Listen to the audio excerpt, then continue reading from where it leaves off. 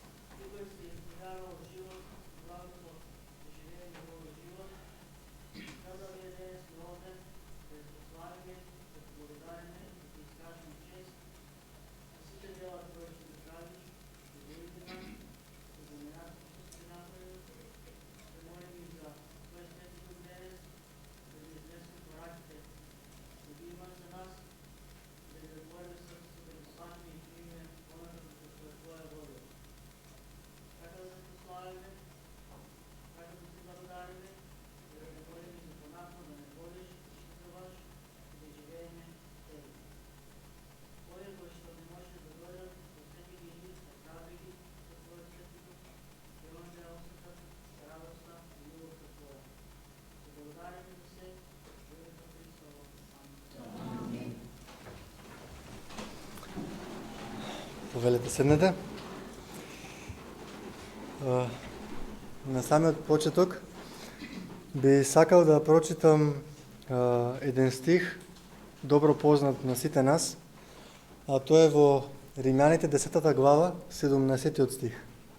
Таму вели: затоа, верата доаѓа од слушањето на пораката, а пораката од Божјото Слово.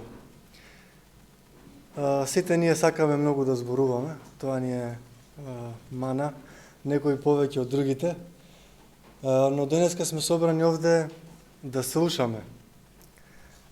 Но не да слушаме било што, туку да слушнеме пораката од оној кој што не створил. А тоа го правиме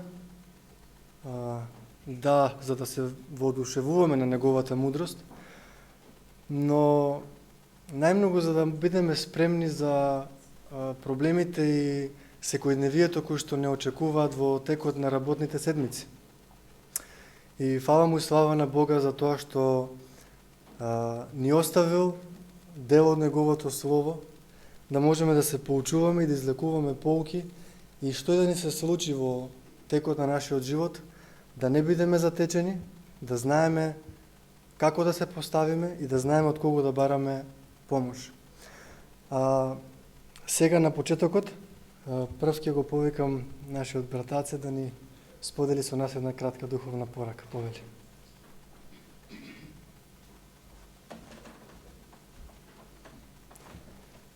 Мир и Божи благослови посакувам на сите. Во криза ли си? Е насловот на ова размислување. Кога се молев Бог да ми покаже што е неговата волја да слушнеме ова утро, што сака тој да ни каже ова утро, тој ме насочи кон текстот кој е запишан во првата Мојсеева книга, 32 глава, од 6 до 8 стих, а потоа од 22 до 24 стих, вели вака: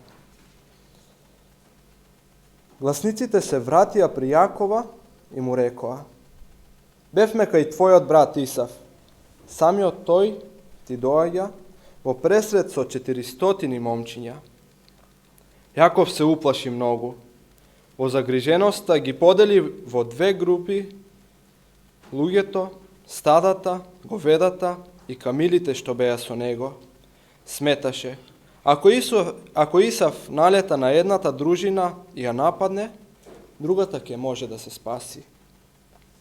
И од 22 до 24 стих вели вака: и стана во таа ноќ, ги зеде своите две жени, своите две слугинки и своите 11 деца и премина преку бродот на Јавок.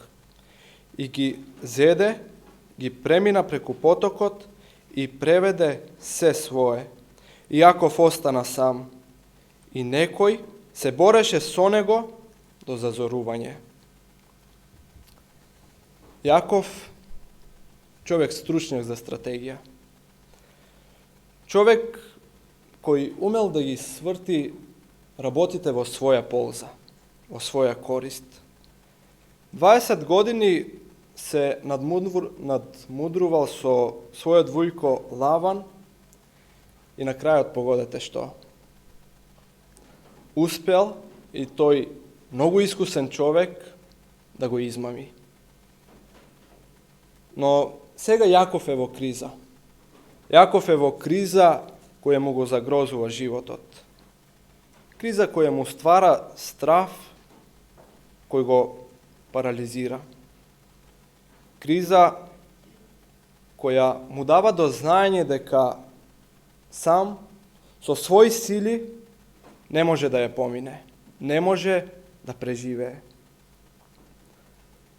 Но од текстот гледаме дека Јаков повторно во акција ги пушта своите стратешки способности и се потрудува, ако е можно, да спаси барем нешто.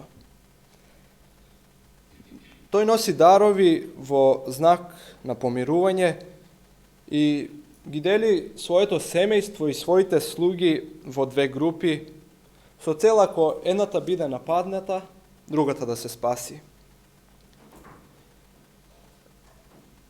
Јаков се соочува со една криза која е наречена средба со оној кој пред многу години Јаков му забил нож во грбот.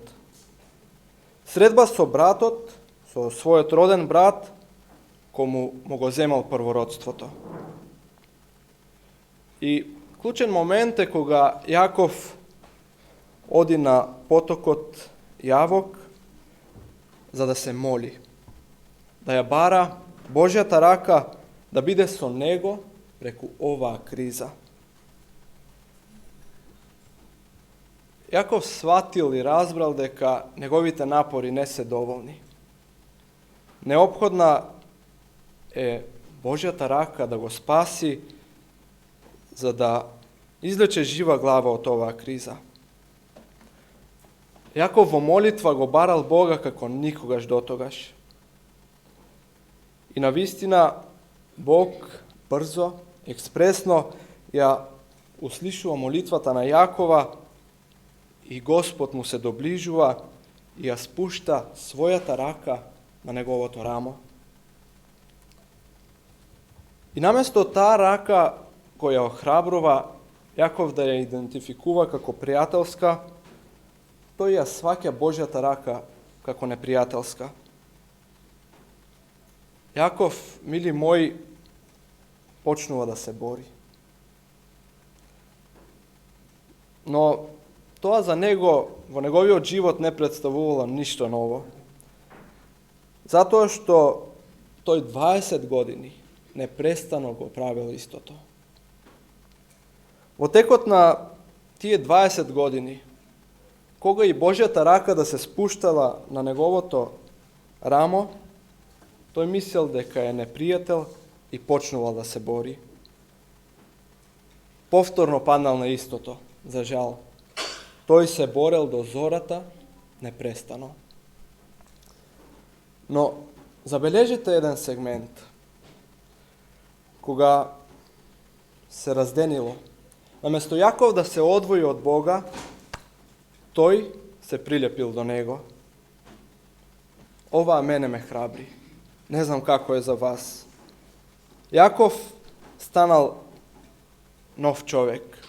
Иако видливо не, но за Јакова веќе кризата била надмината. Кризата била победена. Моето прашање е, кога Бог ја става неговата моќна рака, охрабрувачка рака на моето и на твоето рамо, како ја идентификуваме? Дали како пријателска или како непријателска? Или пак да се навратиме на првиот текст. Драги мои христијани, дали сме во криза? Драги мои млади, дали ја воочуваме таа криза која не разорува? Кризата на неединство, на нарушени меѓучовечки односи,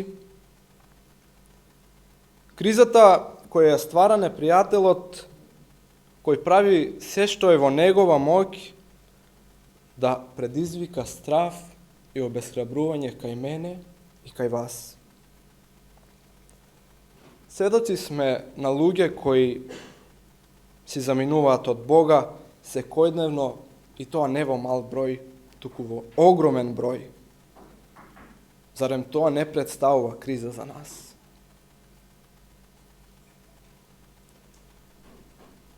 Но немојте да се обесхрабрите.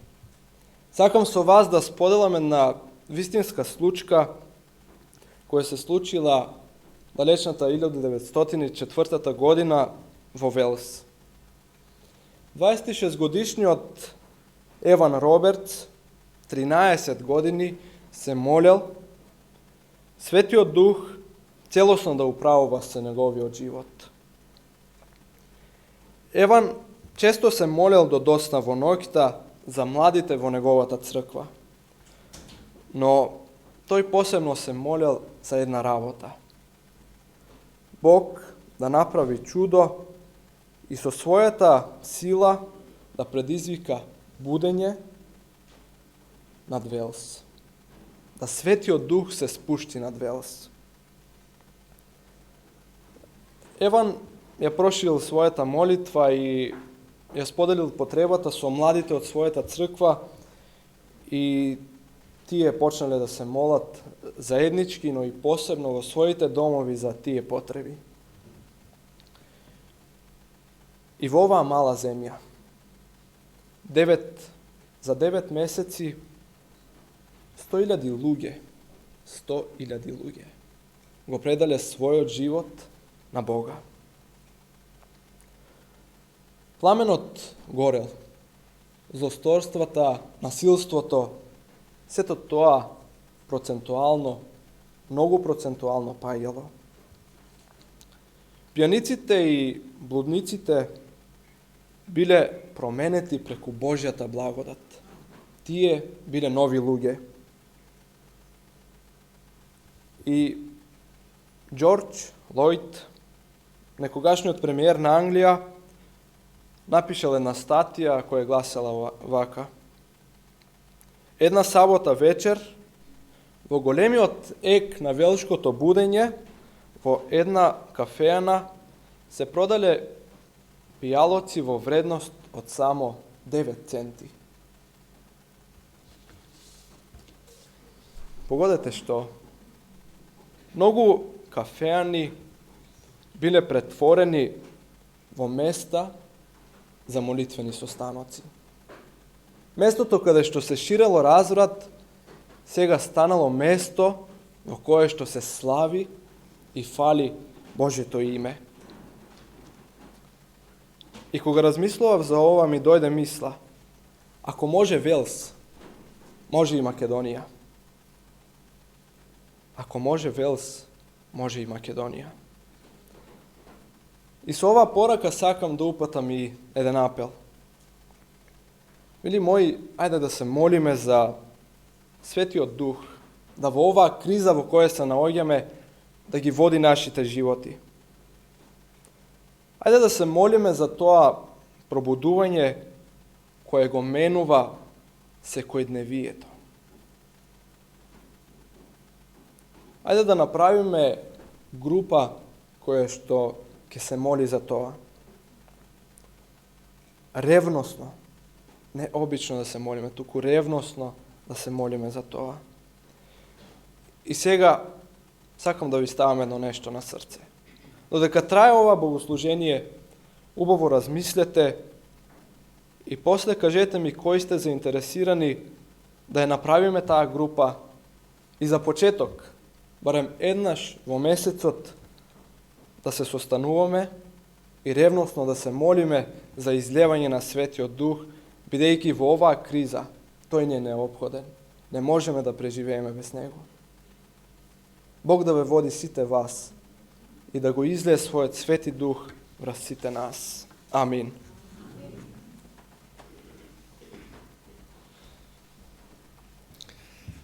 Благодарам на братаце за известената порака.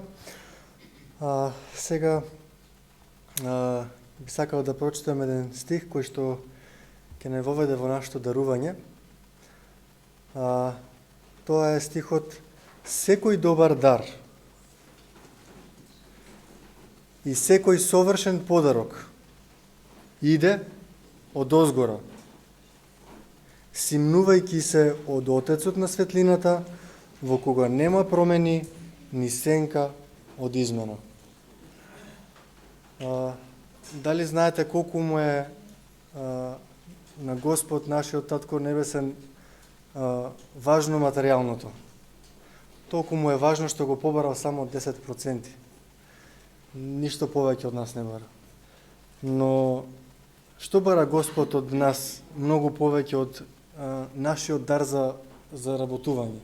Тоест дар го имаме сите за заработување. Го бара нашето срце.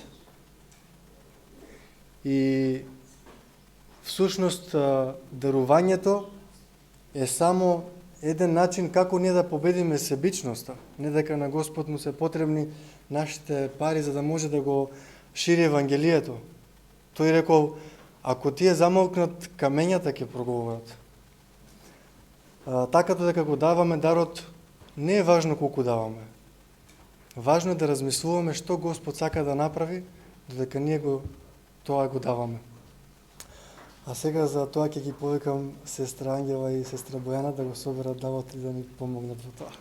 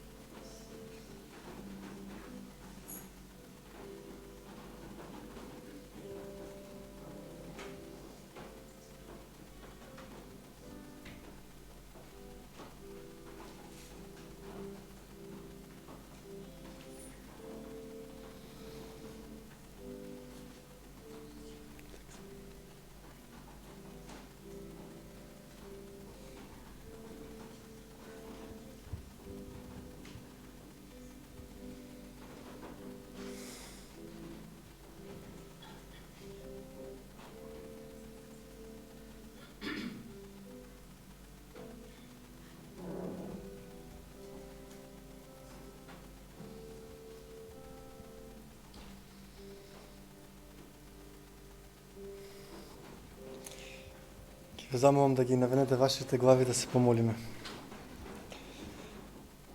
Оче наш, кој си на небото, еве излегуваме пред Тебе недостојни, да се заблагодариме што си ни дал секакви дарови, но на сите дар за да можеме да заработиме. И Ти благодариме што си не поучил како можеме да со тоа да ја победиме нашата себичност. И Ти благодариме за Твојата неизмерна мудрост со која што ни помагаш секојдневно да можеме да живееме поблиску до Тебе. Те молим овие средства употребе ги каде да треба за Твоето дело, но најмногу употребе ги за промена на нашето срце. Сега сето тоа те молиме и Ти благодариме во Христово име. Амин.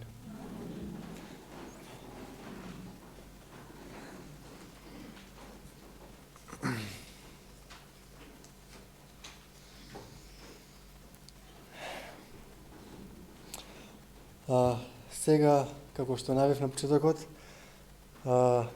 наред е да дојде брат Саши да ни изнесе како се одвивале сите активности од почетокот на ова подај рака. Повели.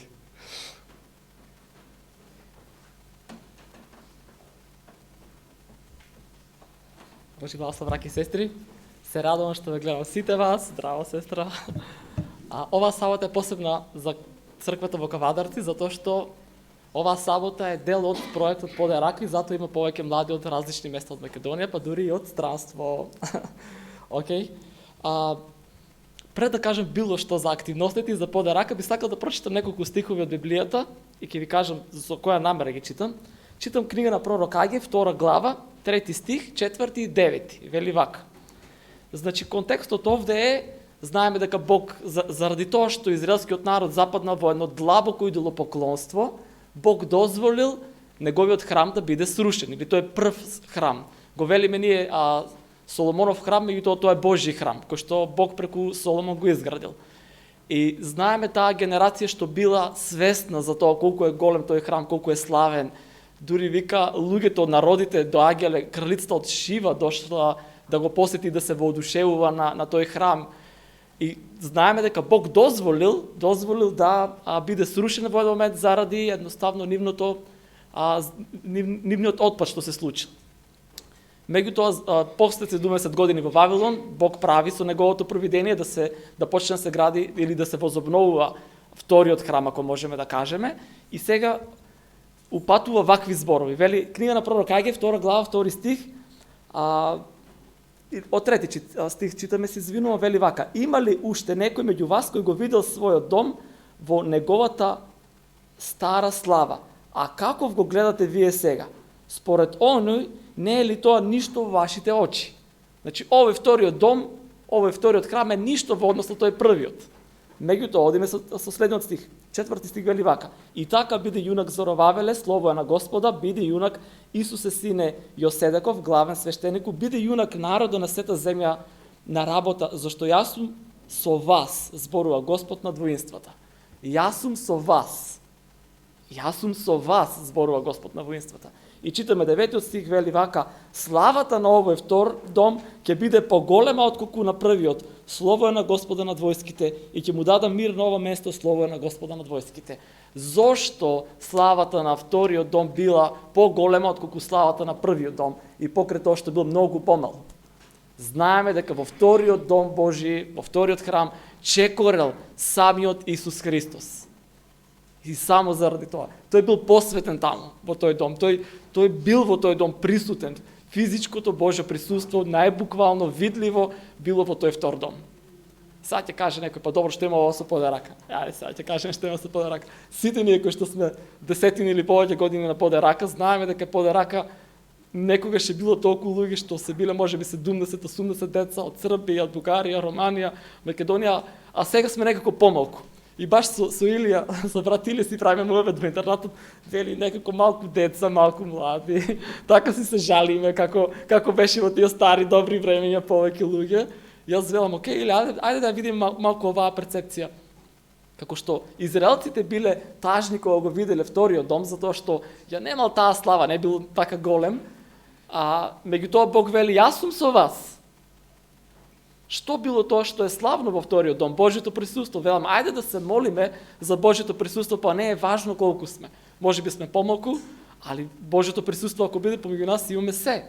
Тоа е тоа што ни треба. И затоа, браќи и сестри, нешто што ми става Бог на срце во изминатиот период, не само со подерака, порано јас сум бил многу онака ориентиран спрема бројки, према што е можно повеќе луѓе да се досегнат, што е можно повеќе луѓе во црквата да има, и се е тоа добро и се е тоа треба. Меѓутоа, ајде малку да ги промениме приоритетите, да ставиме акцент на што? На Божјото присуство помеѓу нас, затоа што тоа е тоа што е најважно. Се е добро и бројките, ние сакаме цела Македонија да се обрати и да дојде кај Бога. Меѓутоа, прво и основно да го бараме Божјото присуство во нашиот живот, индивидуално, и Божјото присуство во нашата средина, во нашата црква. Нека Бог ни помогне во тоа. И тогаш подерака нема да ни биде мала подерака, па макар и да додат само неколку мина, ако е Божјото присуство таму. Океј, подерака не би била подерака доколку немаме активности на нејзе, така ли? На овој настан. И оваа година имавме 3 видови на активности. Првата беше одење, правење анкета, некој од нашите млади, значи секој млад човек можеше да избере во која активност ќе се вклучи, некој прави анкета и од тие анкетни листови, она што е интересно е дека после анкетните листови, завршувањето на таа анкета, има прашања за контакт. Дали сакате да оставите ваш контакт, па ќе ве контактираме кога ќе имаме некој предавање или да ви понудиме некоја книга или било што, некаква информација, и скоро сите тие дале контакт, дале информација. И покрај тоа што прашањата биле малку повеќе ориентирани за Бог, отворени, директни. Океј, тоа е добро, фала му на Бога што гледаме дека постои некаква отвореност помеѓу нашите сограѓани, значи не се толку затворени за Бог. А втората активност што имавме беше со книги и со трактати, за тоа ќе ни каже малку подетално сестра Ана, таа го водеше тој дел. И третата активност што имавме беше реновирање на дом на социјално загрозено семејство, самохрана мајка со 5 деца, за тоа ќе ни каже повеќе брат Игор, тој го водеше тој дел. Океј, прво сестра Ана, па брат Игор. Повелете.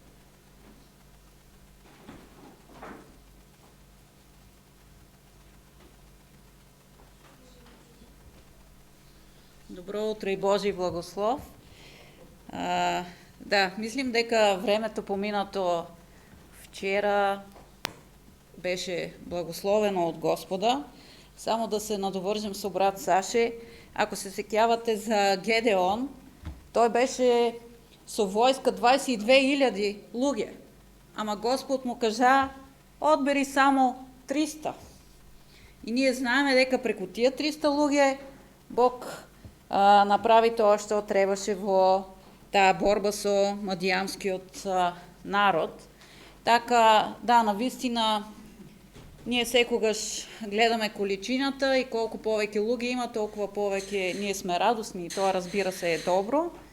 Но со тие кои бехме вчера, мислим дека ние можехме да подадеме рака тука во Кавадарци.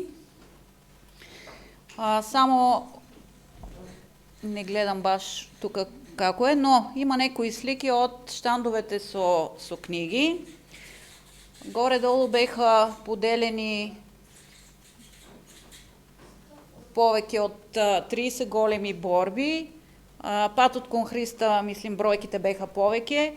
Аз лично, как да кажем, мене ме е страв да броим, зашто се сеќавате за Давид, кој бројал тамо мажите во Израел.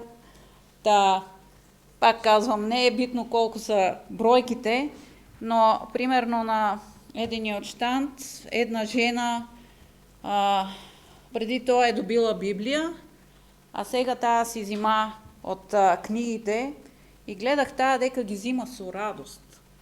Кога делиме книги, треба да гледаме човекот дали се радува, и тоа искуство исто го имахме во едно село со книга на поклон, кога отидохме со брат Иле и неговата жена Бени.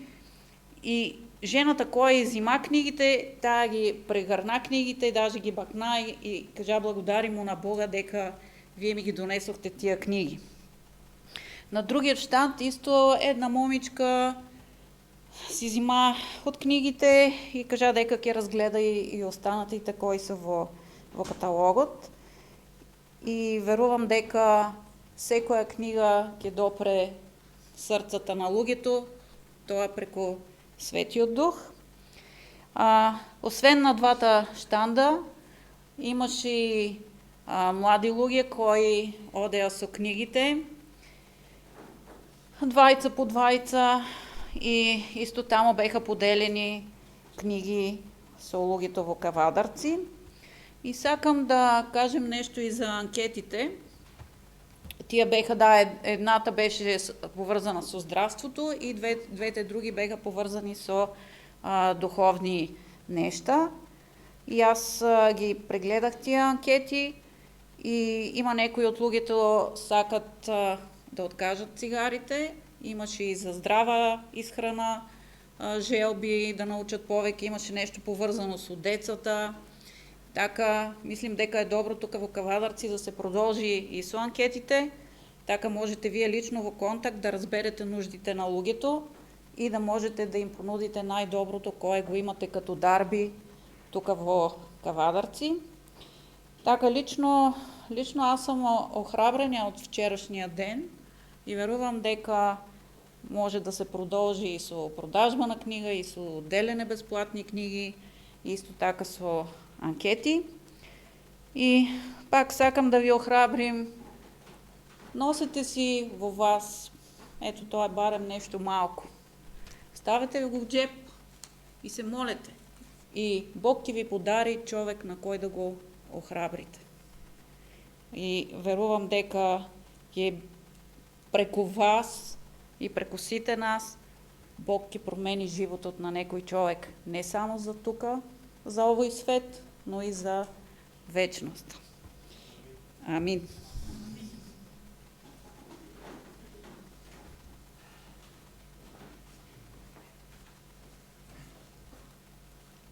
Ви посакувам јас Божи благослов. Се е од Него, се е преку Него и се е за Него.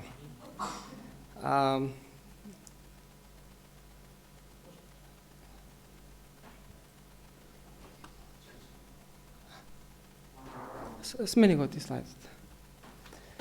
Достоен си Господи да ја прими сета славата, честа и силата, зашто Ти си создал се и според Твојата волја постои се и е создадено.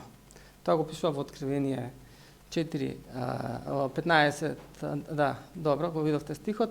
Јас сум лозата, а вие прачките, и кој што е во мене и јас во него, тој ќе даде многу плод. Оти без мене не можете да направите ништо, пишува во Библијата. Значи не пишува дека нешто можеме, него пишува Без мене не можете да направите ништо. Друг стих вели, се можам преку Исуса Христа кој ми дава сила. И уште едниот стих. А царот ќе им одговори и рече, вистина ви велам, доколку сте го направиле на еден од овие најмали, браќа, мене сте ми го направиле. Пишува во Матеј. Имавме желба да дојдеме овдека и да помогнеме како и пред некоја година кога бевме овдека. И имавме повеќе семејства понудени од љубезност, меѓутоа тие со некои причини одбија да добијат некоја помош, кој се страми, кој ова, кој она. И дојдовме тука и не знаевме кај ќе одиме. Се слушнавме со брат Тинчо и со сестра Гордана и она вика, имате ли некое семејство кое можеме да му помогнеме, а и се молевме во петокот Бог да не прати на место каде што на вистина е потребна помош. Не да отидеме на место каде што нема потреба, него каде на вистина можеме да подадеме рака и каде што на вистина тоа ќе биде на прослава на Божјото име, а на благослов на ближните. И они баш биле дента пред тоа кај едно семејство кое му уручиле еден комарник каде што не можеле да спијат, петочлено семејство, 5 деца усвари со само храна мајка. Тоа е исто тоа на семејство кое го реновиравме пред 3 или 4 години, кога беше под рака. И кога отидовме таму бевме великодушно примени, одма од прво се израдува на нашата појава таму како не знам дали знаете, понатака општината ја зема ситуацијата од како ние реновиравме и они им направија скоро цела куќа. Сега кога отидовме таму беше дословно црно, ќе пуштиме некои од сликите. Еве како е пред тоа, значи отидовме, земавме материјал и почнавме со работа. За 2,5 часа искречивме цела куќа, значи некаде 50 и некој квадрат до 60. Беше интересно што се вклучија и они сами да работат и знаете како и да е повеќе раце, побрза работа. И стварно тоа не беше возможно да се заврши за таа работа, за тоа кратко време од 2,5 часа, 3 колку беше највеќе, мислам дека толку е. На крај беа одушевени самата Сабина каде што бевме и децата, дури изразија желба и да дојдат на следната подерака да се вклучат и они во некои од следните активности. Они работеа барабар со нас. Да, значи имаше и помали дечиња, значи како и да имаше алати доволно за сите и сите зема учество, беше едно искуство за нив. И за нас воедно, затоа што и ние бевме охрабрени како они не примаат и после тоа примаат се, што и да кажеш, веќе вратата е отворена, полесно е да се сведочи. Добро, уште некој слайд има. Да. Значи, да, беше црно, па прозорот им се направи, нешто не беше во ред. Тоа е екипата која бевме на почеток, меѓутоа одма од самиот старт се удвостручи, значи бевме 10. Така.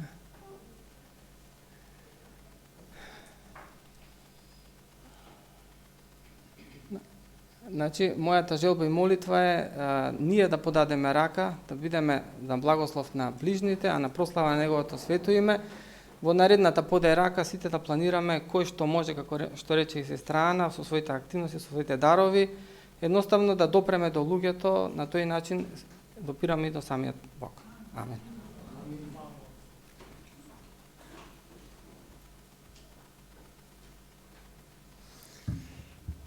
Како и што напоменав, овде сме сите да слушаме, па затоа ќе ја повикам сестра Ангела и таа да сподели со нас уште една кратка духовна порака. Повели.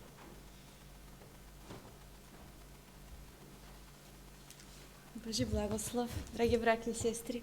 Многу се радувам што успеавме и денеска се собереме тука во оволков број. Фала му на Бога за сите нас. Се молам наредна година Бог да донесе дупло повеќе луѓе, но што е најважно Божјото присуство да биде со нас. Амин. Интересно беше тоа што Иле го спомна за да имаме ова АЦЕ, се извинувам. Зашто за тоа да се собираме заедно и да проучуваме и да се молиме, затоа што тоа е нешто за кое што јас се молев веќе некое време и така Бог ми стави на срце да се молам баш да се собираме и да имаме молитвени груби сите заедно и да се молиме за Светиот Дух, за излевање на Светиот Дух. И јас верувам дека Бог тоа го ставил на штом на повеќе личности им го ставил на срце, ја верувам дека тоа е Божја волја за сите нас. И Јас денеска планирав нешто друго да зборам, но Бог ми стави една важна тема која што сакам да ја споделам со вас. Почнав да проучувам Копнежот на вековите овој период и она што ми остави впечаток е кога читав коментарите Елена Вајд кој што ги пишувала за тоа, вели дека кога таа истражувала Исусовиот живот и кога почнала да ја пишува, дури на пола од нејзиното пишување кога била, вика, целото мое битие се ежеше додека пишував. Вика, ама колку ми е жал што браќата и сестрите тоа толку малце го ценат. Колку ние самите сме маловерни кога станува збор за Исусовиот живот. И тоа многу ми се поврза со една книга која што ја читав овој период, се вика Гозбата на Бабет. Не знам дали имате слушнато.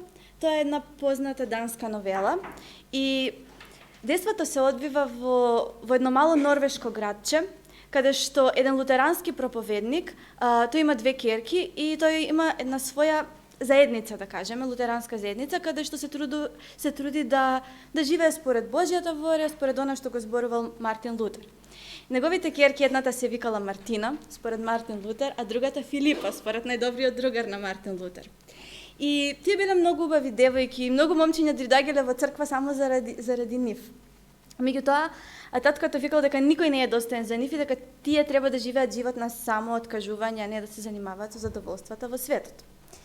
И она што се случило, еднаш еден млад генерал дошол таму на посета и тој живеел многу распуштен живот, но неговиот татко го пратил кај својата тетка која што била дел од таа заедница, за да може тој таму Бог да му го промени животот на некој начин.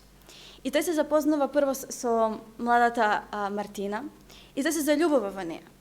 Но она што се случува е дека повторно нејзина татко не дозволува тие да бидат заедно и тој си заминува таму, но со променет живот и почнува да стане се подобар и подобар човек. После некое време доаѓа еден млад пејач и неговата друга ќерка Филипа, таа пее многу убаво. И тој се заљубува во неа исто така, но повторно нејзиниот татко не дозволува тие да бидат заедно.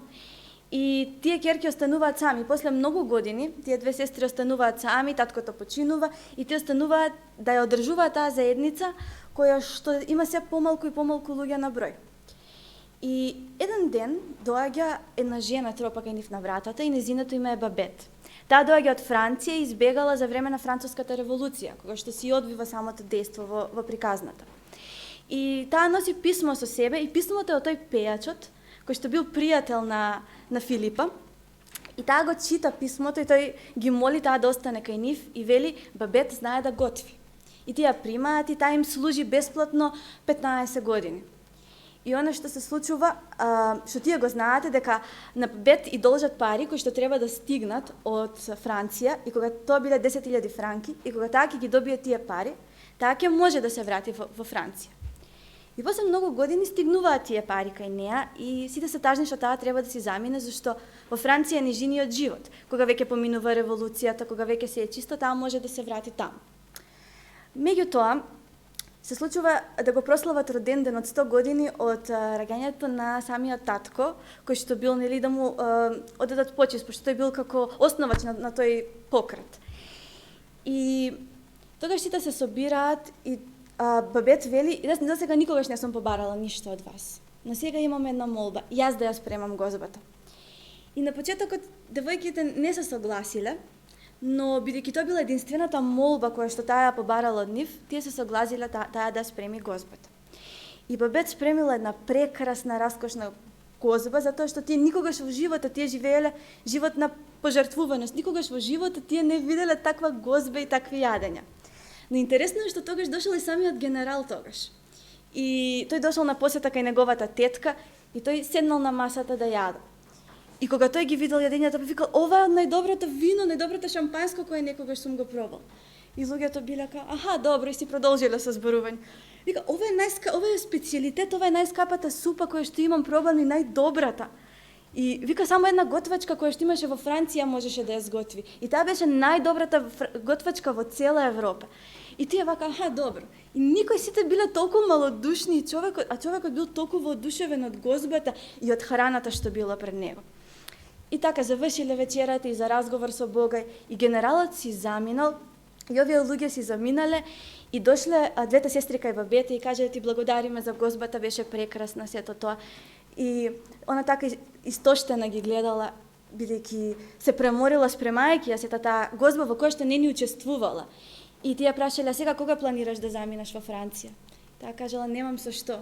Сите пари кои што ги добив, јас ги дадов за гозбата. Точно 10.000 франки беше гозбата која што ја спремив за вас. Таа жртвувала се. Таа дала се што имала за тие луѓе. А тие толку малце тоа го ценеле. На нив им било навистина се едно. Јас се прашувам, колку често ние сме такви спрема Бог кој што дал се за нас. Например, луѓето порано, баш и вчера го дискутиравме тоа, оделе во една друга крајност каде што го сметале Бог онака за севишен, за суров тиранин кој што седи на престолот и само гледа да не казни, да направиме некој греф и да ни каже аха, ти сгреши овака. А денеска се оди во друга крајност каде што Бог е премногу добар и можеби често кога се повторува, често слушаме за Исус кој што умрел на крстот и сето тоа. И ние наместо да го воздигнеме тој крст, ние сме како на нас не станува една приказна што ја слушаме секојдневно во нашите животи и на некој начин стануваме малодушни и маловерни. И тука ме потсеќа на една случка во Библијата кога апостолите отишле кај Христа и го прашале како да се молиме. Значи, тие го прашале да ги научи како да се молат. И што им вели Исус? Првото нешто што им вели Оче наш, да се свети името Твое. Првото нешто што им го вели Исус ги алудира, значи, кон Божјата светост и колку Бог е свет. Некаде прочитав дека кога еден грешник доаѓа пред Божиот престол да се моли, сите ангели молчат од стравопочит, затоа што тој грешник е откупен со Христовата крв. Колку ангелите ја ценат Христовата крв која што била за нас пролеана на крстот. А колку малце ние го ценим. Кога тие доаѓаат во Божјото присуство, ги сокриваат своите очи со своите крилја, зашто Бог е премногу свет. И знаеме дека пред Божиот престол стојат херувими кои што го заштитуваат Бога со ангели, го заштитуваат со своите крила, зашто и за ангелите кои што се пресвети и совршени, Божјото присуство е премногу свето. Ама сепак, и Бог можел на нас, например, да не ни се открие. Бог можел да си биде тој севишен Бог кој што седи таму некаде на престолот и многу го е гајле за нас, или да не уништи едноставно, зашто ние сме грешни. Ама Бог решил да се пониси. Бог решил да дојде и да ни се открие. Тој му се откривал на Израел, значи прво на Мојсе му се открил нели преку капината. И рекол, јас сум тој големиот јас сум. Потоа со облакот, кој ги штител дење и со огнениот столб, ноќето им се откривал на израелците. Тој постојано, тој ни се открива во природата, но пред се ни се открил преку Христа. Значи, најмногу Исус ни се открил преку Христа. Еве што вели Елена Вајт во Копнежот на вековите за тоа. Вели, светлоста на познавањето на Божјата слава се видела во лицето на Исус. Исус бил едно со Бога од вечни времиња. Тој бил обличје на Негова големина и величество, и сјајност на славата. И тој дошол да ја објави таа слава, светлоста на Божјата љубов. И после го опишува Исус како создадел и вели, Исус бил оној кој создал се. Неговата рака ги поставила световите во просторот и ги обликувала полското цвеќе. Тој ја исполнил земјата со убавина и воздухот со песна. Тој ја испишал по раката на татковата љубов, на сите созданија на земјата, во воздухот и на небото. Бог ја испишал својата љубов. Бог го создал светот и тој не создал нас. И не само што не создал, кога дошло време, тој решил да стане еден од нас. Елена Вајт исто така пишува во самата оваа глава дека Исус не дошол само да умре за нас. Таа вели, Бог му го подари Исус на човештвото. Значи, Бог светот го помирил со себе преку Христа. Тој ја земал за секогаш нашата природа. Значи, небото за човештвото за секогаш ќе почива на Божите гради. Така се изразува таа. Колку е прекрасно тоа. Колку е прекрасно што Бог не поврзал нас со едни нераскинливи врски. И што е најинтересно, кога Исус дошол, тој решил целосно да се понизи за нас. Значи, тој својата слава ја обвил во едно грешно човечко тело. Зашто знаел дека ако дошол како човек, ние ќе не снема толку крај со нас. И тој решил да се понизи во едно тело кое што можеби не ни било привлечно за луѓето. Така вели Библијата. Но преку сето тоа негово човештво светала Божјата љубов. Светало Божјото откровение на кој всушност е Бог. Како на неговата слава, која што се наоѓа во самопожертвуваната, самопрегорна љубов, која што не си го бара своето, која што целосно се дава за другите. И тоа е законот на животот на Вселената, вели Елена Вајт. И кога Исус исто така,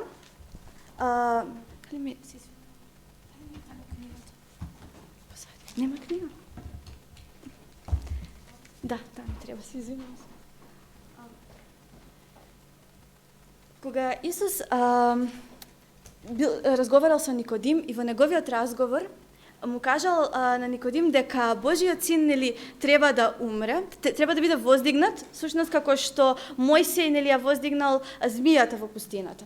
И тоа исто така се однесувало на Божиот крст, но се однесувало и на нешто повеќе. Оваа книга, една многу убава книга која што ја читам овој период и за мене е навистина голем благослов, од Џон Си Вагонер. Ова е ствари само од Вагонер, кој што секако зборуваат за праведност преку вера. И овој цитат, додека го читав, ми остави голем печаток баш каде што вели дека Христос мора да биде издигнат. Тој вели дека не само што треба да биде издигнат, не мислел Исус само на неговиот крст кој што треба да биде издигнат. Вели, Христос мора да биде издигнат од сите оние кои што веруваат во Него, како во раснат откупител, чие што благодат и слава се доволни за да ги задоволат најголемите потреби на светот. Тоа значи дека треба да биде издигнат во сета Негова убавина и сила како Бог со нас, така што Неговата божествена привлечност ќе ги привлече сите луѓе кон Него. Значи, Бог, Негов план е Исус да биде издигнат преку нас. Значи, во Исусовиот лик се видел кој е Бог, а во нашиот лик треба да се види кој е Исус. Затоа што можеби некои луѓе, ние сме единствената Библија што ќе ја прочитаат. Како што каже Дејан, ние многу сакаме да збориме, ама со дела. Колку ние го покажуваме Исус во нас. И како би го покажале Исус ако сме маловерни? Еве што вели Павле за тоа во Евреите 12 глава од 1 до 3 стих. Вели, затоа и ние, имајќи толку многу сведоци, да отфрлиме од себе секакво бреме и грев што лесно се прилепува за нас и со трпеливост да побрзаме кон престојната борба, имајќи го пред очи зачетникот и довршителот на верата, Исус, кој поради неговата радост претрпе крст, занемарувајќи го срамот и седна од десната страна на престолот Божји. Мислете на оној кој од грешниците претрпе на себе си таква поруга, да не ве дотикне и да не станете малодушни. Значи и Павле ги предупредувал верниците во тоа време да не станат малодушни. И еве го коментарот на Вагонер за овој стих. Кој е лекот за да не бидеме малодушни? Тој вели, само преку постојано и молитвено размислување за Христа, таков каков што ни е прикажан во Библијата. Значи не било каков Исус, можеби како ние што си имаме слика, туку таков каков што тој е вистински вика, таков како што тој ни е прикажан во Библијата. Можеме да се сочуваме од тоа да ни издодее вршењето на добри дела, како и од малодушност. Значи, како ќе се зачуваме од малодушност? Тоа што ќе поминуваме време со Бога, тоа што ќе проучуваме, што ќе се молиме и што ќе копнееме да го запознаеме тој каков што е. Тој едва и чека на нас да ни се открие. Тој едва и чека да ни го даде Царството Небесно и Неговата праведност во нас. И Бог може да не сочува на единствено само ако поминуваме време со Него. И би сакала да прочитам ево уште еден стих за крај и вели: од Него сте и вие во Христос, кој за нас стана мудрост од Бога и праведност и ветување од откуп. 1 Коринтијаните 1:3. И еве го коментарот за овој стих што за мене беше уау. Вика, ние не сме толку изгубени. Христос нам ни е мудрост, тој нам ни е праведност и спасение. Каков опсек од незнаење и грев кон праведност и спасение. Најголемите човечки амбиции или потреби не може да достигнат вон границите на она што Христос представува за нас и сето она што само Тој ни е нам. Ова е доволна причина зашто очите на сите нас треба да ни бидат насочени кон Него. Амин. Бог нека ни помогне да не бидеме малодушни. Очите нонстоп да ни бидат насочени кон Него и Бог да ја поврати радоста на спасението, како што кажуваше песната. За крај би сакала да се помолам за сите нас, Бог да ни помогне во ова. Може да ги наведнеме главите на Мил наш Татко Небесен, Ти си пресветен и предостоен за сета фала, чест и слава, Господи. Прости ни што ние често знаеме да бидеме малодушни кога доаѓаме пред Тебе и во молитва и кога размислуваме за Тебе. Прости ни, Господи. Помогни ни да ја сватиме Твојата светост и да сватиме колку си Ти совршен и колку си достоен за сето тоа. И најмногу од се да ја сватиме Христовата жртва, која што била дадена за нас на крстот. Да сватиме колку Тебе тоа те чинеш. Помогни ни да те сакаме, Господи, како што заслужуваш. Помогни ни да те сакаме со Твојата љубов и таков каков што си да те представиме на другите луѓе, за и тие да те прифатат Тебе. Те молиме, излего Светиот Дух во нашите срца. Те молиме, почести нас со Твоето присуство, Господи, и помогни ни да копнееме и да те бараме Тебе со сето срце и со сета душа. Те молиме, Ти биди ни надеж на славата. Помогни да те фалиме и да те славиме и да се радуваме повеќе во Тебе. Дај ни чисто срце, обнови го Светиот Дух и врати ни ја радоста на спасението, како што си ветил. Те молиме во Христово име за ова и те фалиме и те славиме што си толку добар и верен и што ќе услушаш оваа молитва. Амин.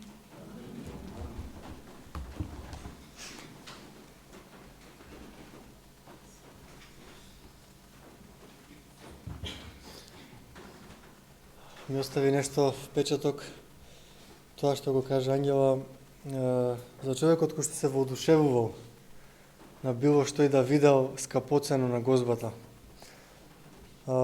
Присутните, бидејќи тоа не им е прв пат да го видат, не биле толку воодушевени. Не ни е прв пат да ја видиме Библијата. Дали исто се воодушевуваме како прв пат да ја гледаме? Знаете, има како што пишува во последното време ќе се расшират, ќе се умножи знаењето, така и денес. Денес имате школа која што може да ве научи како да бидете добар говорник, вешто да ги придобивате луѓето и може да отидете таму и тоа да го потребите за Библијата. Не е тоа тешко да отидете таму. Но да бидете вистински воодушевени од Библијата, тоа може само преку искуство. Ако во Библијата пишува во одредени проблеми и маки, бидејќи тогаш нашиот карактер најмногу се гледа, кога имаме проблеми, како треба да се поставиме, и ако ме веруваме на Господ и така се поставиме, ние ќе бидеме воодушевени од Неговото Слово и на нас ќе ни светат очите кога ние ќе зборуваме за Него. Тек тогаш ќе ни светат очите, но додека не го примениме она што го знаеме на дело, ние само ќе ни биде потребно школо за како да глумиме дека сме воодушевени од Божјото Слово. И за жал тоа е присутно. Ние на вистина да се молиме да имаме живо искуство со Господ. Тоа ни е многу потребно. На крај сега ќе ве замолам сите да станеме и да испееме песната која што е и поврзана со темите кои што зборувавме, а мислам дека тоа песната биде светло во мрак.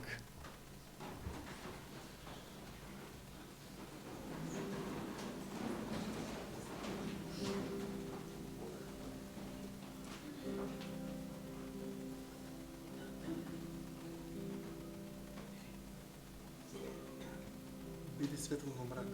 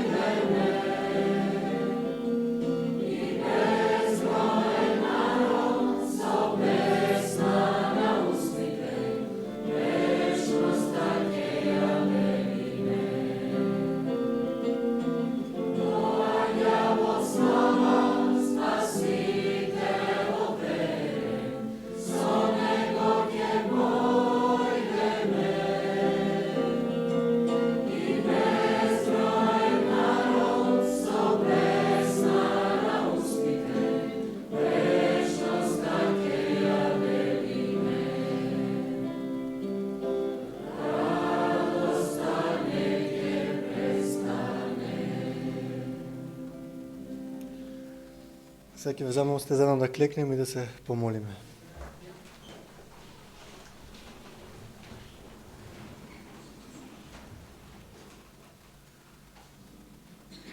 Отче наш кој си на небото, еве излегуваме уште еднаш пред Тебе, да Ти дадеме уште една слава и чест која што ја заслужуваш. И ја заслужуваш од негрешни луѓе, не од нас, но ние сепак Ти ја даваме. Ти благодариме за можноста што си ни ја дал да се запознаеме со Твоето свето слово и покрај тоа што не заслужуваме, да умреш за нас и да можеме ние да има шанса, ако сакаме, да бидеме спасени. Сега те молиме, ова што го зборувавме овде, што те ќе го зборуваме, помогни да може да допре до нашите срца, да можеме да се промениме и секојдневно да се менуваме, се додека не станеме слични на Тебе. Те молиме сега посебно за внуката на сестра Драгица, Наташа. Ти ги знаеш низините потреби. Те молиме, помогни каква и да е таа потреба. Те молиме, помогни им на сите оние кои што викаат кон Тебе, кои што плачат за правда. Те молиме Господи, покажи им дека не си ги оставил и дека си покрај нив. Биди со нас во остатокот на овој саботен ден и помогни ни се што ќе правиме да правиме на Твоја слава и чест. Сето тоа те молиме и Ти благодариме во Христово име. Амин. Амин.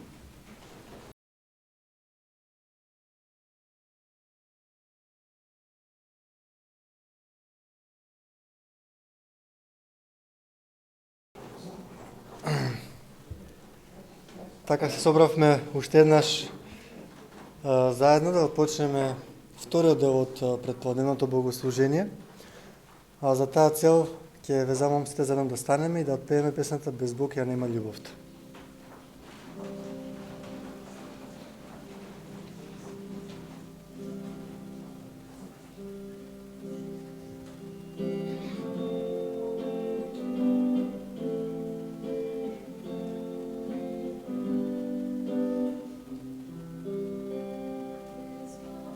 Nema љубов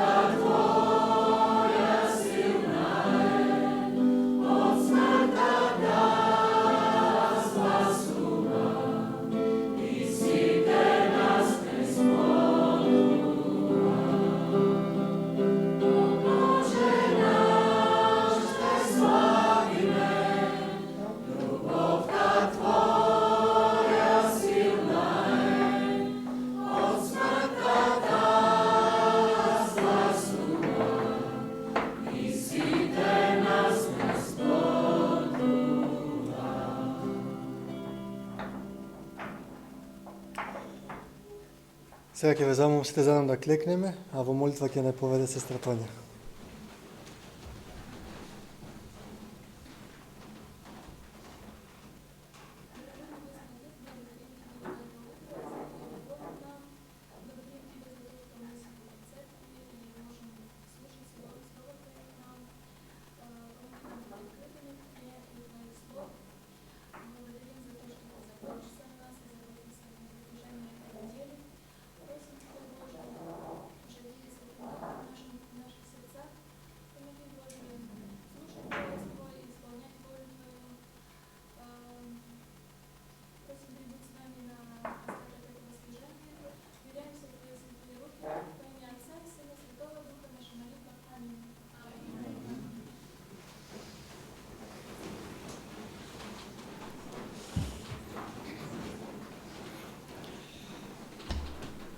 На самиот почеток ќе го замолам братилија изрази Зелба да ни послужи со една инструментална песна, повели.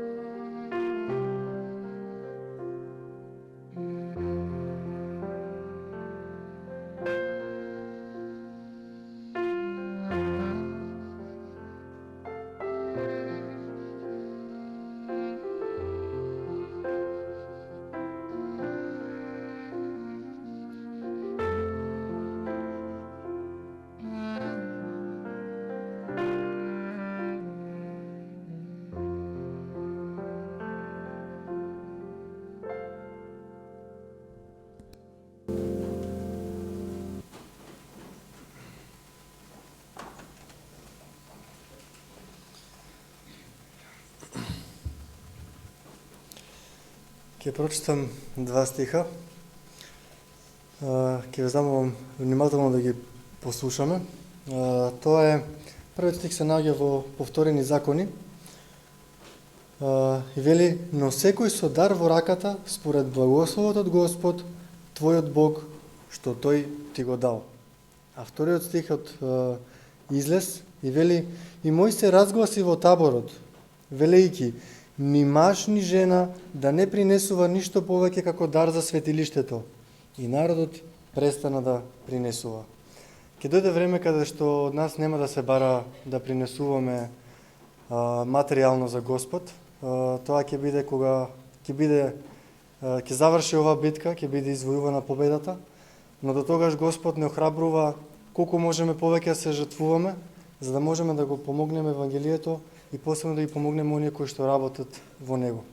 А за таа цел ќе ги повикам сестра Радица и сестра Ева да го соберат дарот.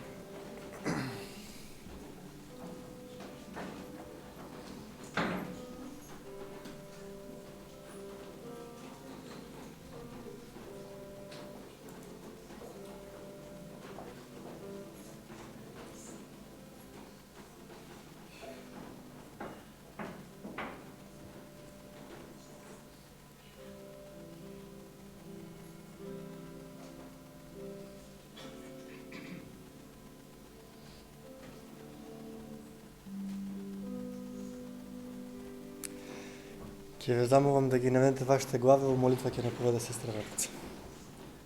Господе, ти благодариме што ти со Твојот Свети Дух ме поткрна да дојдеме во Твојот свети храм, за да можеме да го прославиме Твоето име. Ти благодариме ти што во текот на оваа седмица ни даде живот и здравје, за да можеме да заработиме и колку може да отвои за напредок на Твоето дело. Ти да му употреби во овој дар оној каде што е најпотребно, ти тоа најдобро го знаеш. За сето тоа да помогнеш во Христовото име, а да го пред Твојата воља услуши оваа молитва. За тоа да помолив во Христово име. Амин. Амин.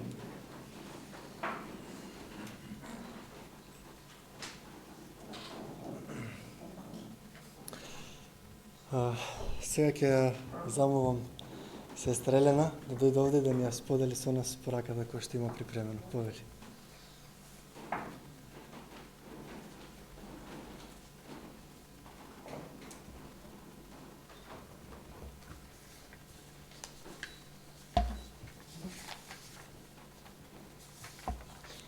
Божи благослов, браќи и сестри. Божи благослов на вас, млади, кои што овој викенд и оваа недела е посветена на вас.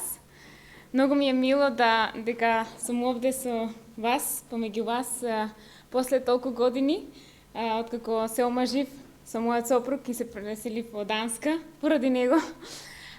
Сега сум овде во Македонија и баш кога сме во Македонија се случи да биде и поде рака.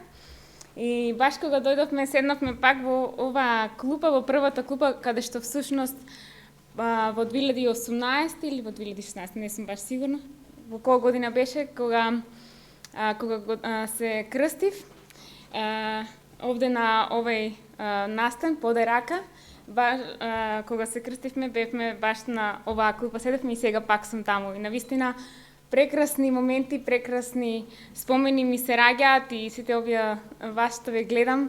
Некој од вас не можам да ве препознам дека сте се многу промениле, да се израсниле дечињата и тоа ми баш мило. Прекрасно е што можам да слушам прекрасни пораки од вас, прекрасни молитви. Навистина тоа нас ни недостасува малку во Скандинавијата. За жал нема толку многу млади кои што така ни се активни. Повеќето повозрастните пензионерите ни се така поактивни и навистина ми е многу посебно чест и ми е многу радост и топлина на срцето што можам да видам како младите зборуваат, како младите сакаат да сведочат, да кажуваат прекрасни пораки и да не потикнуваат на молитва, да сите ние се молиме и на ова прекрасно исто така музичко. Ви благодарам на сите вас, на вистина јас верувам дека секој од нас се чувствува прекрасно овој свет саботен ден. Јас верувам дека и светите ангели се радуваат на овој настан. Овој пат за оваа порака што ми дојде вчера во 9 часот, јас ќе се извинам уште од претходно ако малце не сум толку течно да ја искажувам, но пораката за дека треба да дадам проповед ми дојде многу касно, но јас верувам дека секој од нас ќе имаме благослов за тоа. Јас би сакала најпрво само на кратко да се помолам пред да започнеме со нашата порака. Татко наш небесен, ти благодариме за оваа можност да се собереме овде во твојот свет дом и да го славиме и да го прославуваме твоето име. Ти благодариме сите твои благослови, ти благодариме сите твоја заштита за твојата љубов. Ти благодариме со нашите срца, со нашите души. Те молиме да ти не водиш, сега додека зборуваме, додека размислуваме за тебе, благословине, водине, да биде за голем благослов на нашите души и за голема слава и прослава твоја. Сето тоа ти благодариме и те молиме во името на Исус Христос. Амин. Насловот на оваа проповед е најголемиот дар од Бога, нашата голема потреба, Светиот Дух. Всушност, кога го слушав Аце, велев, не води истиот Дух и баш како вовед на оваа проповед. Всушност, оваа проповед и не е моја проповед, туку е компилација или како да кажам, е составена од овие книги, верувам многумина од вас ги имаат видено. И јас сакам да направам пак реклама за нив. Значи, од овој автор и од Павел Гоја, верувам дека сите сте слушнале од него и е прекрасен проповедник. Значи, од тие ми се инспирација, тоа се всушност, речи сите овие зборови се нивни зборови, само што јас ги споив во една проповед. Овој пат имаме важна порака, важна не затоа што јас велам, туку затоа што Исус Христос ни рекол така. Верувам дека секој еден од нас ја слушнал и ја прочитал интересната парабола за 10 девици. Јас би сакала секој еден од вас кој што има Библија да ве замолам да отворите во Мате 25 глава и заедно да ја читаме, да ја следиме додека читаме параболата за 10 девици, а потоа ќе погледнеме одблиску што можеме да научиме од оваа парабола, што можеме да извлечеме за нас. Оваа парабола, значи, се наоѓа во Мате 25 глава, а ќе читаме од почеток стих 1 до стих 13. Јас ќе започнам да читам. Тогаш небесното царство ќе биде како 10 девици, кои ги зедоа своите светилници и му излегоа во пресред на младоженецот. 5 од нив беа неразумни, а 5 мудри. Зашто неразумните зедоа со себе светилки, но не зедоа масло. А мудрите зедоа масло во садовите со своите светилници. Бидејќи младоженецот се забави, сите задремаа и заспаа, а на полнок се чу викање: еве го младоженецот, излезете му во пресред. Тогаш сите оние девици станаа и ги приготвија своите светилки. А неразумните им рекоа на мудрите: дајте ни од вашето масло, зашто нашите светилници ни гаснат. Но мудрите им одговорија и рекоа: за да не ви биде малку и за вас и за нас, отидете кај трговците и купете си. Кога отидоа да купат, младоженецот дојде и спремните влегоа со него на свадбата и вратата се затвори. А потоа дојдоа и другите девици и рекоа: Господаре, Господаре, отвори ни! Но тој им одговори и рече: вистина ви велам, не ве познавам. И така, бдејте, зашто не го знаете ни денот, ни часот. Можете, ако имате вашите Библии, да ги задржите овде отворени, бидејќи ќе разгледуваме оваа парабола. Сега ќе видиме од одблиску ќе видиме некои елементи и на кои што навистина е вредно да обрнеме внимание, бидејќи сите овие работи се многу важни за нас. Оваа парабола всушност јас претходно сум ја гледала како во ред 10 девици, петте вака, петте онака и толку не сум ми давала толку големо значење. Но всушност кога почнавме со мојот сопруг Денис да ја проучуваме повеќе и од овие книги за Светиот Дух, заклучив дека оваа парабола има навистина многу работи на кои што треба да обрнеме внимание и кое што може да се проучува уште многу. Јас со оваа проповед само мал дел од оваа парабола ќе покриеме значењето на оваа парабола, а има уште многу. И Елена Вајт исто така пишува многу во врска со оваа парабола во книгата Христовите параболи.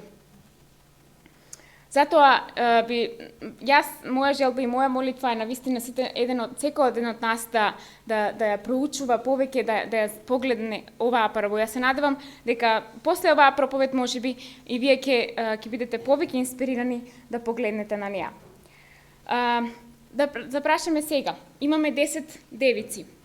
5 девици се мудри, а 5 девици се неразумни, како што пишува.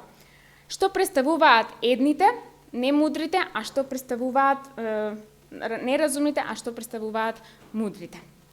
Дали тоа представува црквата и светот, тие што се во црквата, а другите што се во светот, или е нешто друго?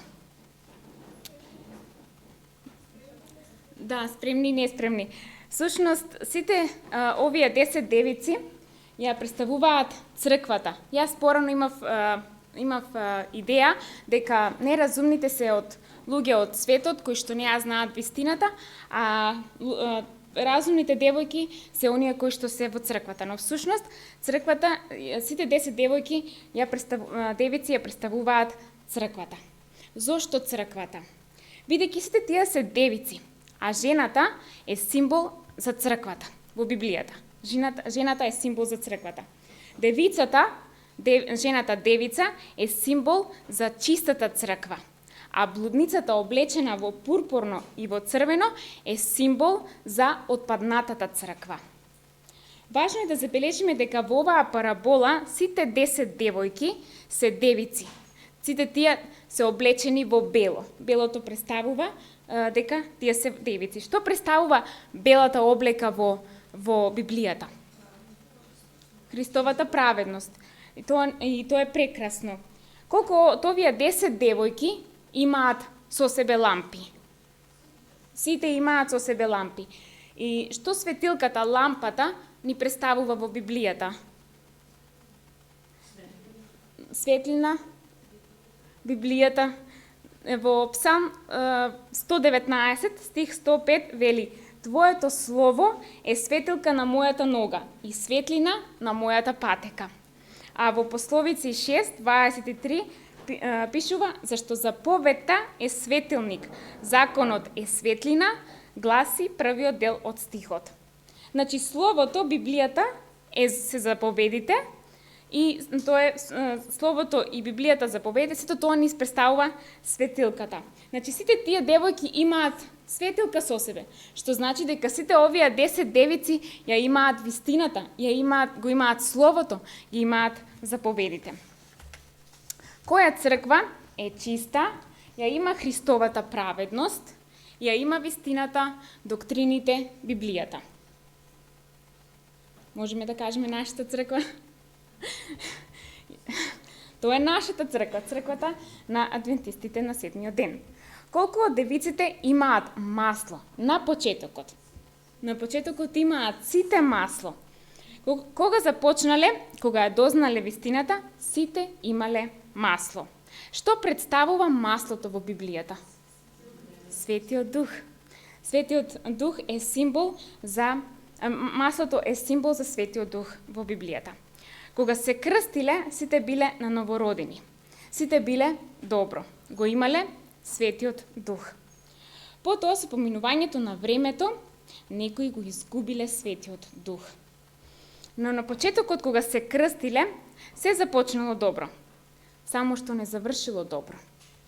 Зошто не завршило добро? Зашто на крајот, зошто Исус на крајот на многумина ќе им рече: не ве познава. Во некои преводи на англискиот превод стои, во англискиот јазик стои: оддалечете се од мене, не ве познавам. Зошто на крајот мнозина ќе ги слушнат овие тешки и страшни зборови. Тоа се тешки зборови од Исус Христос. Тоа значи дека личноста ќе го загуби спасението, дека нема да дојде до вечен живот. Овие луѓе на кои што Исус ки им рече: "Оддалечете се од мене, не ве познавам", се всушност тие не останале фокусирани.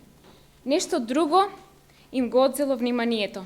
Нивниот фокус, нивниот секојдневен фокус не бил повеќе Исус.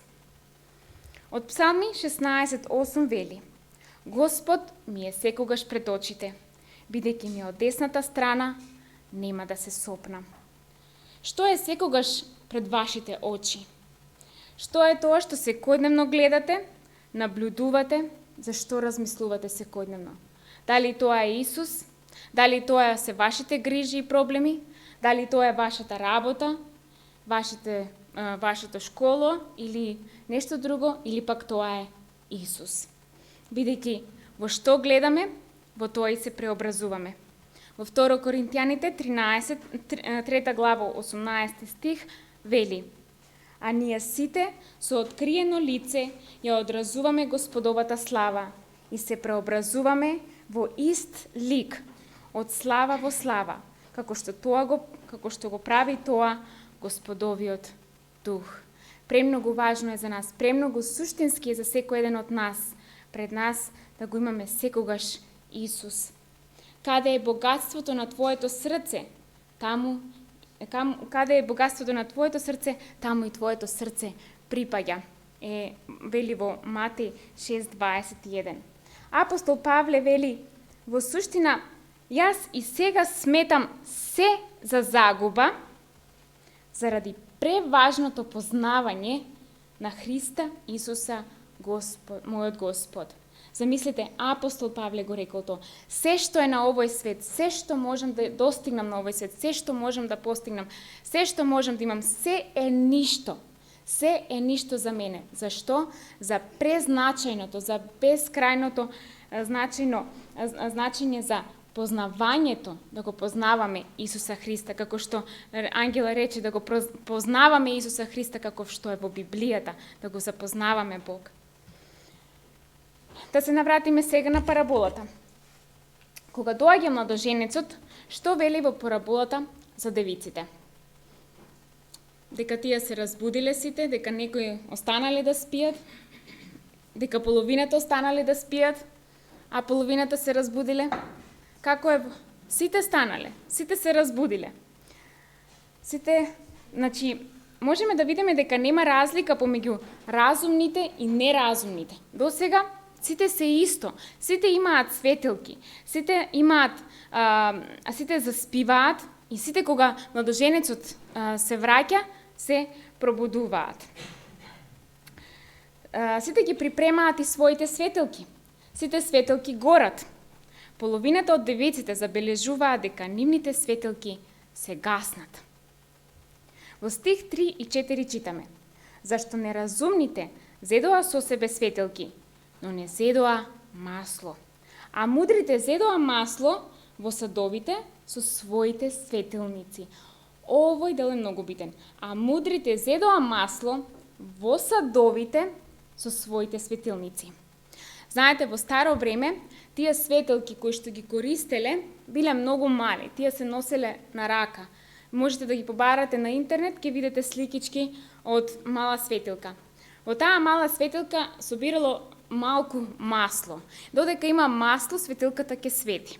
А кога маслото ќе се истроши, нема повеќе светлина. Маслото ни е потребно за светлината. Во таа мала светилка, колку масло имало, светлина можело да дава 4 часа. 4 часа. Но нешто друго интересно е што во тоа старо време луѓето имале резервни садови од глина, направени од глина, кои што се ги имале со себе. Тие резервни садови, и во тие резервни садови можеле да соберат масло, да понесат со себе резервно масло, и ова масло би траело 8 часа. Зошто им било потребно маслото? Зошто им е потребен Светиот Дух. Светиот Дух е со причина. Зошто на девиците им било потребно масло? Маслото во светилките било за да горат, за да даваат светлина, како што спомнавме. 5 неразумни девици на почетокот имале масло во своите светилки, но тие немале резервен сад со резервно масло за да ги дополнат своите светилки и на тој начин светлината да трае подолго. Тоа е разликата. Тоа е разликата. Многу е, нашиот превод можеби е малце, ние го претрачуваме тој дел каде што во стих во 3, јас пак ќе ги прочитам стих 3 и 4. Зашто неразумните зедоа со себе светилки, но не зедоа масло, а мудрите зедоа масло во садовите со своите светилници. Овој збор јас мислам дека, барем јас одлично од семата себе, сум го пропуштила. Досега никогаш, додека не ги слушнав проповедите од Павел Гоја и од овој човек кога читав од овој проповедник, дека всушност тие имале, сите ги имале светилките, но разумните имале плюс тие резервни садови со резервно масло. На почетокот тие имаат масло во нивните светилки, тие имаат светлина, но маслото се намалува полека и полека и така светлината почнува да се губи. Во текот на ноќта се намалува и после неколку часа што се случува? Маслото се потрошило, нема повеќе останато масло. Но тие не го знаат тоа, девојките не го знаат тоа, дека маслото се намалува, дека уште многу малце масло останува, бидејќи тие спијат. Од друга страна, мудрите девици имаат масло, тие имаат светлилки, но тие имаат исто така и резервно масло. Како што рековме, тоа е главната причина, тоа е главната разлика помеѓу разумните и неразумните. Разумните имаат резервно масло. Што ни представува резервното масло?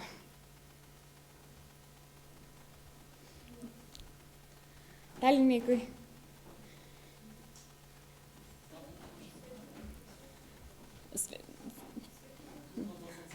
Да, или овде ми беше интересно, проповедникот вели, оние што го бараат присуството секојдневно, оние кои го читаат Божјото Слово Библијата секојдневно, оние кои имаат секојдневна заедница со Исус, тие имаат секогаш резервно масло.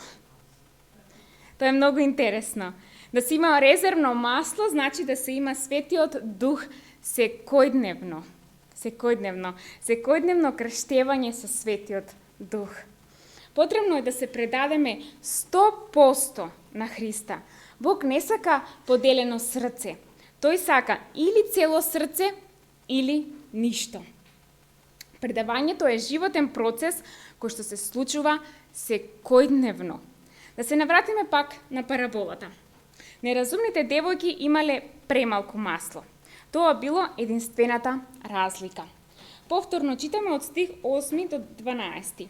А неразумните им рекоа на мудрите: Дајте ни од вашето масло, зашто нашите светилници ни гаснат. Но мудрите им одговорија и рекоа: За да не биде малку и за нас и за вас, одете кај трговците и купете си. Кога отидоа да купат, младоженецот дојде и спремните влегоа со него на свадбата и вратата се затвори. А потоа дојдоа и другите девици и рекоа: Господаре, Господаре, отвори ни! Но тој им одговори и рече: Вистина ви велам, не ве познавам. Никој од нас не сака да слушне од Исус, не ве познавам. Никој од нас не сака да слушне Исус нам да ни вели, не ве познавам. Само уште едно мало појаснување, како е, би сакала само малку да појаснам за позадината на оваа парабола. Во старо време, овде во библиско време, каде што се тие свадби, каде што младоженецот доаѓа, всушност тоа е било во Палестина, во тој предел, и таму е многу жешко преку ден. И свадбите, свеченостите се вршат навечер. И овие невести девици всушност излегуваат со своите светилки за да го чекаат младожењата. Но исто така и патот, гостите кои што го пречекуваат, треба да го обележат со светилките, со своите светилки, зашто тие патчиња биле многу мали, многу тесни улички и ако некој дојде гост, ќе може да се загуби. Вака, тие поставуваат по патот и со светилка, со светлината го осветлуваат патот каде што точно треба да се оди. Но тоа е сосем друга тема. Ние сме светлина за овој свет. Ние сме на патеката да стоиме со своите светилки, за да можеме да го осветлуваме патот на другите души да доаѓаат до Христа. Но тоа е, јас мислам дека тоа е уште една друга тема која што може да се обработува со позадината на оваа парабола. Пак ќе повторам, да се навратиме на проповедта, на пораката. Никој од нас не сака да слушне од Исус, да го слушне Исус да ни рече не ве познавам. Од сето ова можеме да видиме дека нашата лична заедница со Исус е поврзана со Светиот Дух. Нашата лична заедница со Исус е поврзана со Светиот Дух. Во Римјаните 8 глава, 8 и 9 стих вели: оние кои се во телото не можат да му угодат на Бога. Но вие не сте во телото, туку во духот, ако Божиот дух на вистина живее во вас. Но ако некој го нема Христовиот дух, не е негов. Ако некој го нема Христовиот дух, не е негов, не е Христов. Ако ние го немаме Христовиот и Светиот дух, ние не сме негови, ние не сме негови деца. Всушност, ние имаме вистинска лична заедница со Исус преку Светиот Дух.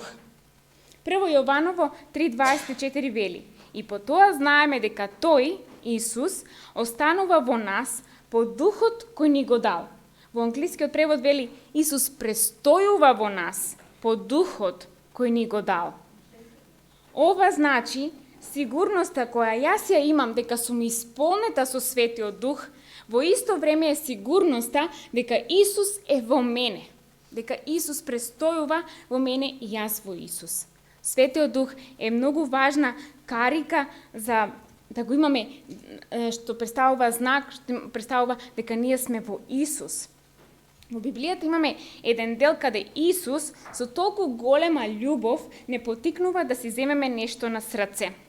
Овој дел се наоѓа во Лука, можете кој сакате од вас да отворите во Лука 11 глава и ќе прочитаме од 9 до 13 стих.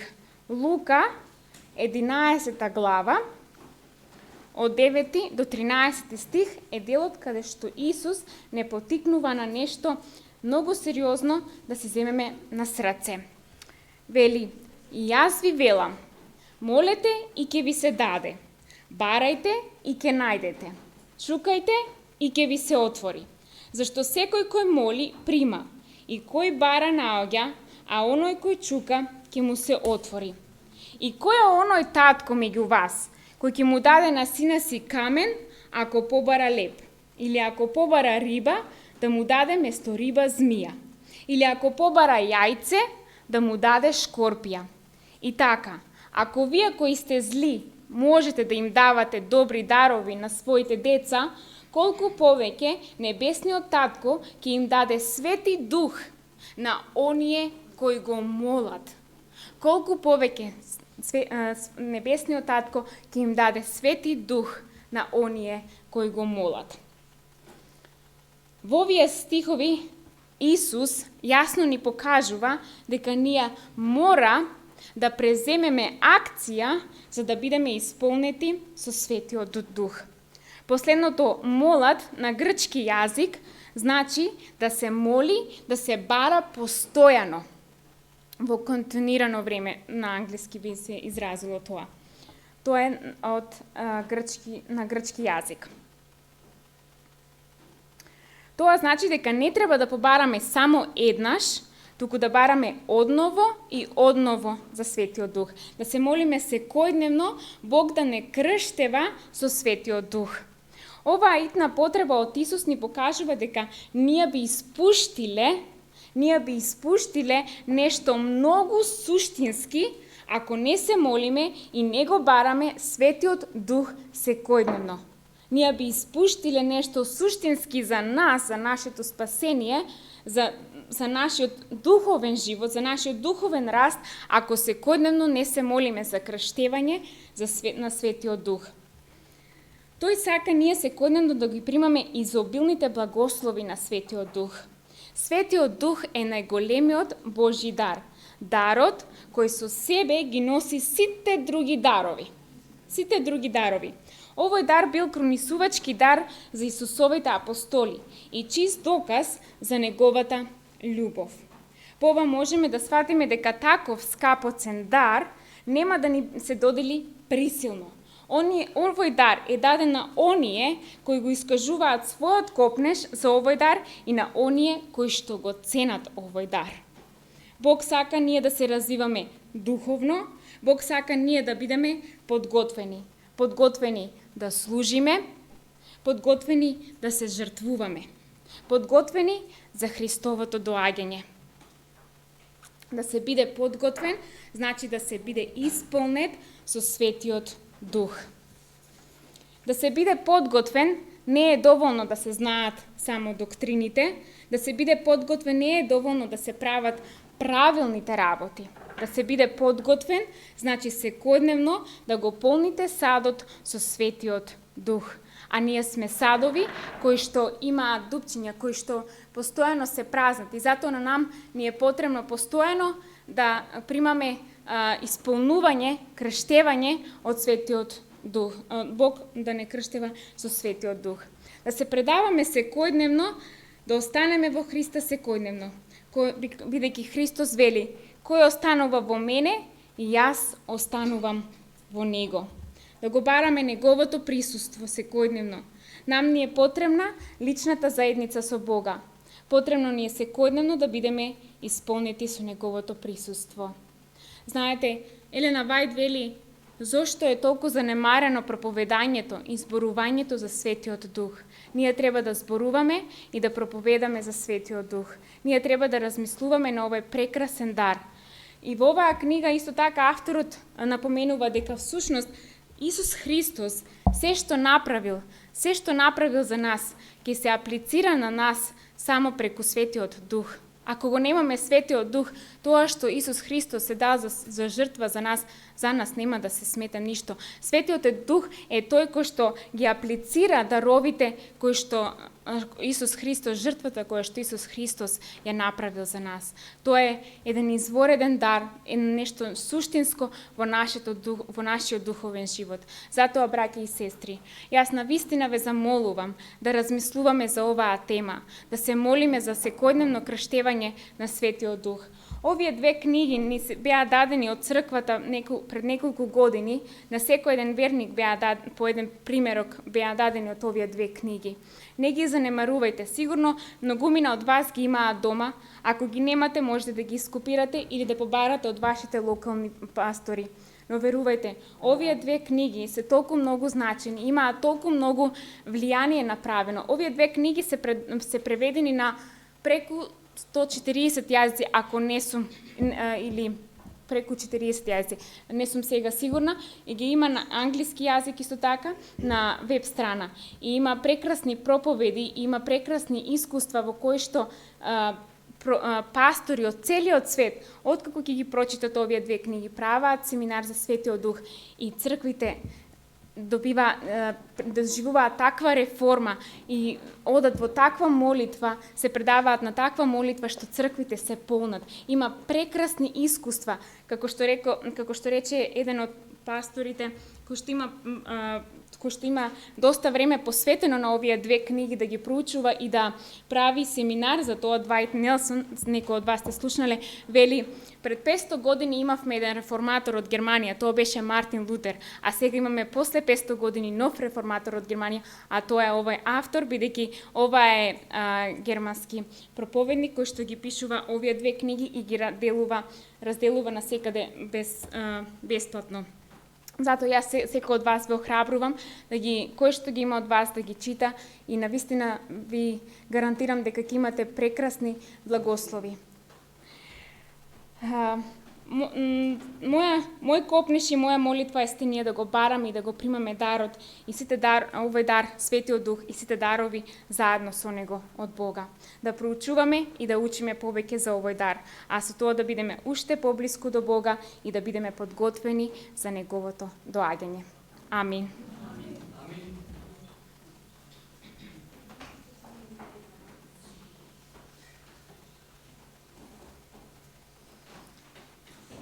Благодариме на сестра Елена од името на сите. И покрај тоа што одамна не си дошол дома, одвојува време да може да состави проповед и да сподели една убава тема со нас. Додека сме веќе кај тоа, има еден убав цитат кој што би сакал брат Стојанче да го сподели со нас, повели, прочите го.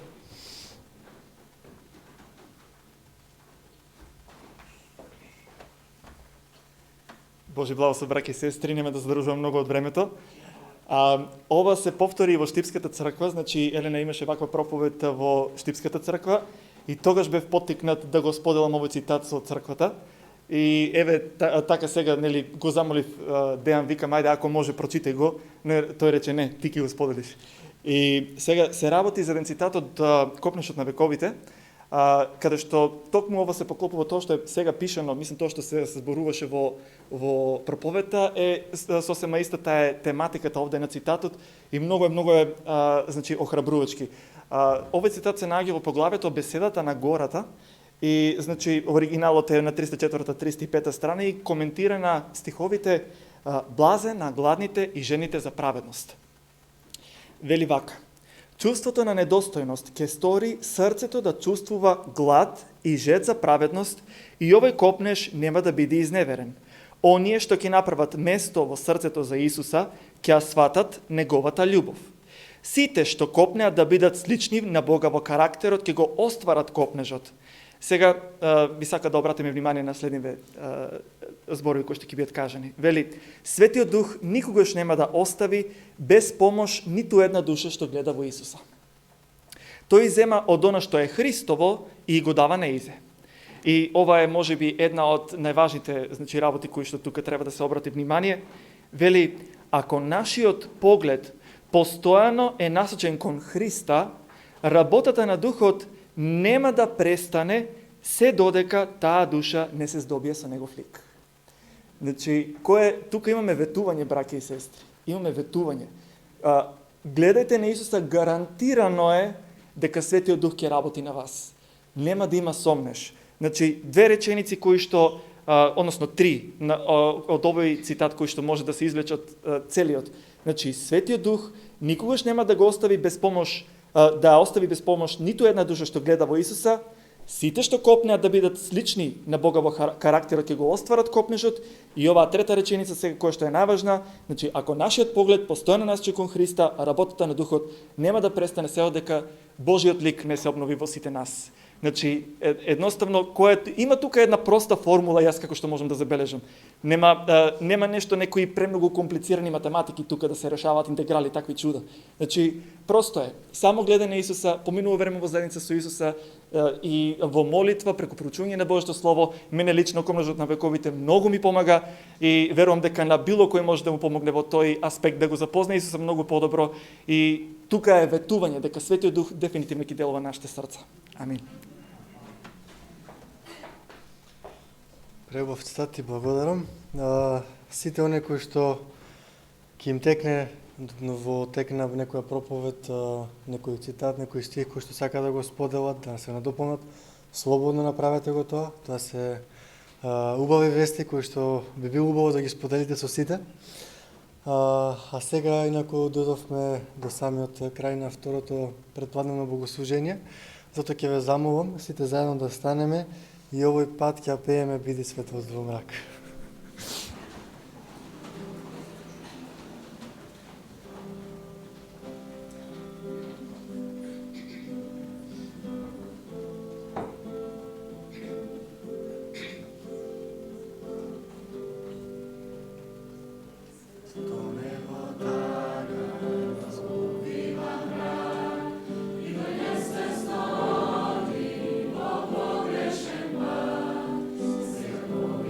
Си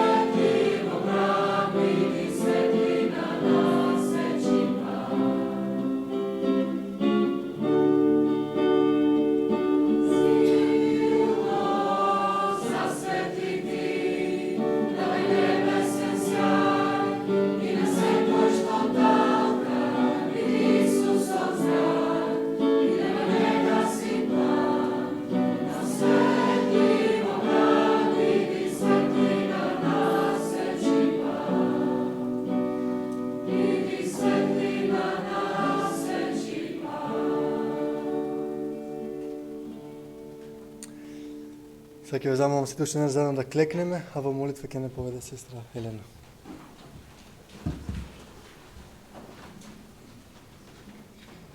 Татко наш небесни, благодариме за Твојата љубов и за Твојата грижа. Благодариме за овој прекрасен дар што си ни го дал Светиот Дух, да не води, да не поучува, да не утешува и да биде секогаш со нас, да не учи на Твоите вистини и да можеме со Неговата помош да дојдеме поблиску до Тебе, да те запознаеме повеќе Тебе и да бидеме се послични на Исуса Христа.